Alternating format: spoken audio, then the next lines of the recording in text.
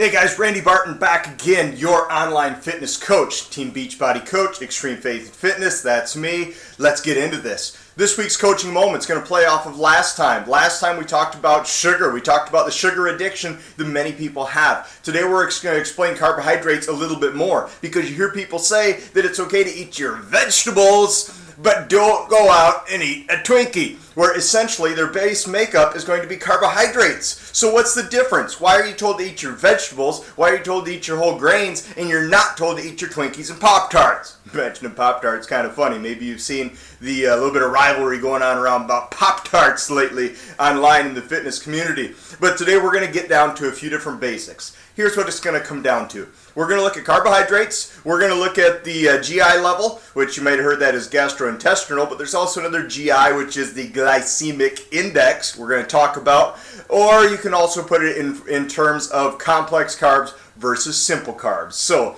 today, coaching moment for Extreme Faith and Fitness is complex carbs versus simple carbs, or simple carbs versus complex carbs. Here's what we have though. I've got this chart for you to be able to show you what I'm talking about in this. It doesn't take rocket science to tell you that it's going to be healthier for you to eat your broccoli than it is to eat your bonbons. And so as we look at this through, why? If we see that bonbons are basically just made up of sugar, which is a carbohydrate, and then we look at broccoli and it is a vegetable which has a high carbohydrate value as well, why is one okay to eat over the other? Plain and simple. It comes down to something called a glycemic index, which is a chart that marks off how quickly, it shows two different things, how quickly that carbohydrate is interpreted into your body as blood sugar. Remember from last time, all carbohydrates, I don't care if it's broccoli or bonbons, all carbohydrates become blood sugar. So we see that the first thing it does is the glycemic index is going to chart how fast it is interpreted into blood sugar. It also indicates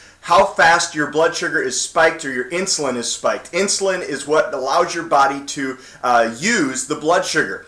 And here we go. I'll get into the problem of high GI things in just a minute. But check out this chart. Here's what we got. Fancy little chart. We have red line. We have yellow line. If we were to have the exact same amount of carbohydrates, maybe we have the exact level of carbohydrates from the broccoli to the bonbons. Here's what we have. The red line is the bonbons. So you just ate yourself a bonbon, and it is a high glycemic index, which means that it is absorbed into your bloodstream very fast, becomes blood sugar. Now, after that, it spikes up very high, but now look at something. That burst of energy lasts very short. Remember, carbohydrates are into your body for energy. You actually need them. It's just we have to be smart about them.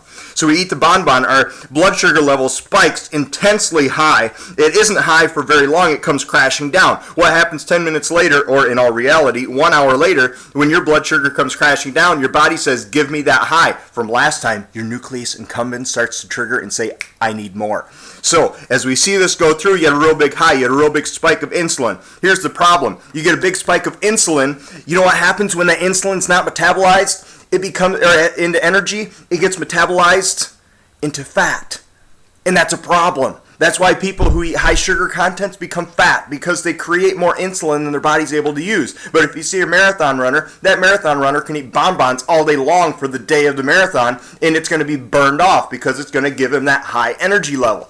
Average American is eating way too much sugar. Their insulin is spiking too much, which, what do we see? Diabetes going crazy. Why? Because people have used up their insulin glands. I'm just using common talk here. Their insulin glands, and so it's worn out because it's been eating all this garbage all this time. And so we end up with kids even getting diabetes because they've been having just food with high GI levels. That's a problem. Now we have the person that ate the same number of carbohydrates in broccoli, a low GI level, low glycemic index food. We see it was the same amount, but we see that the insulin trigger and the speed that it was brought in is not nearly as fast. Not nearly as fast, and we see that it actually doesn't last a whole lot longer, a little bit longer, maybe up to an hour and a half, but check out the tail end of this graph. So that's really simple, right? You've got that bonbons, simple things, simple sugars, simple carbohydrates, spike it up fast, and then they crash you back down just as fast. You get a complex carbohydrate or something with a low GI, it's going to bring it up nice and smooth, and it's going to gradually take it back down. But look at the tail end of this graph. When they talk about a sugar crash, because you literally crash, you end up lower than you began. Look at the 2 points of that graph. you end up lower than you began, which again triggers your nucleus accumbens that says, I need my sugar fix. And it goes into just like the crack addict we talked about last time. But as we see this go through, broccoli versus bonbons here, it doesn't take rocket science to figure this out. Now, what's another really good reason? Another really good reason to make sure that we're eating low glycemic index foods is for the very fact, the same thing that parents, you tell your kids, who you hang out with is going to be very important. When we look at these things with the simple carbs, the high glycemic index number foods and such like that, they don't hang out with very good buddies. They hang out with things that are high saturated fat. They hang out with garbage, empty calories. But what do we find of the lower glycemic index foods? Your vegetables, your whole grains, things that can actually feed your body. Actually give your body what it needs, not just simple empty calories. So important, make sure. Now you're asking yourself, how on earth do I know what the glycemic index is for different things? Check this out. I've got a really nice chart for you. In fact, I can take none of the credit of this. This actually comes from southbeachdietplan.com. South Beach Diet is what I got my jump start on for nutrition. In fact, before I'd ever even heard of Beachbody, I lost over 60 pounds doing the South Beach plan. That is actually the nutrition plan that I'm trained most in. I wish I would have known of Shakeology at the time, because then I would have had 30% of my nutrition done in a day. But I didn't know of it then. So this is what I got my jump start on. It's a list very similar to this. And it's a list that just breaks it down by category. Let me give you a few of these. Then in the description on YouTube, down below, I'm going to have a list to the PDF of this. So this is from South Beach Diet, southbeachdietplan.com. Yeah, we'll have the link there. Here's what we have. And it lists off, very simple. Let me see if I can get this into where you can see it. You have the food, then it tells you if it's a high, medium, or low glycemic index, and it tells you the number, and it's a range of 1 to 100. So that's pretty simple. I mean, 100 is really bad, down to 0 would be really good, but good luck finding something 0 besides maybe water. Here's what we got. Bakery items. A Danish pastry is going to be a medium glycemic index of 59. 59, that's actually pretty high. Also considering the fact that it's a pastry, it's not going to be that nutritious. So we have a Danish pastry at 59, or you can have the almighty donut at 76 glycemic index. Check this out. Oftentimes people will tell you to eat fruit. It's going to be great. It's going to be fruit juice. Fruit's good for you. Fruit juice. It's packed with all the sugar. They take all the fiber. They leave all the sugar. You're going to be having things like orange juice over 52 on the glycemic index of all this. How about this one? Breads. Everybody loves their breads. Multigrain or whole grain bread between 48 and 50. Now let's compare that to what all the people like of the white breads, which is in the 70s, or a baguette, 95. That's only 5 points away from a perfect heart attack on the glycemic index scale. All Bran, here we go, some breakfast cereals. All Bran has 42. That's the lowest one, opposed to the ever so delicious Golden Grams, 71. You want to take it higher? Cornflakes, not even like the sugar on those babies. Cornflakes, 83. Stick with your oat brand. Stick with your all brand that's down in the 40s. Going to be much better for you. How about just general grains? Pearl Garley is 25. Millet. Hey, I work in millet. Millet, 71. So it's back up there again. Dairy things. Low-fat yogurt, 14. Not too bad. Ice cream, 61. Getting a little bit worse here. Fruits, here we go. Everybody says fruits are healthy, but you got to be wise about them as well. Cherries are the lowest, 22. Watermelons are the worst, 72. Holy moly. And we say it's healthy.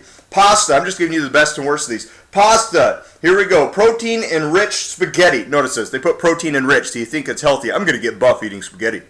Here we have 27. That's actually not too bad compared to the rice pasta, brown rice pasta, 92. 92. That's insane. That's back up there like above a donut. You think you're going to do good by eating rice pasta? It's worse than a donut on the glycemic index level. Here we go. Root vegetables. Carrots, the least at 39. The worst of root vegetables is going to be a mashed potato at 70. Oh, no, it comes to the next thing. Parsnips. Ooh, they are delicious. 97. That is our highest thing yet on this whole scale. 97. Just snack foods. Peanuts are the best at 15. Dates, which is a fruit.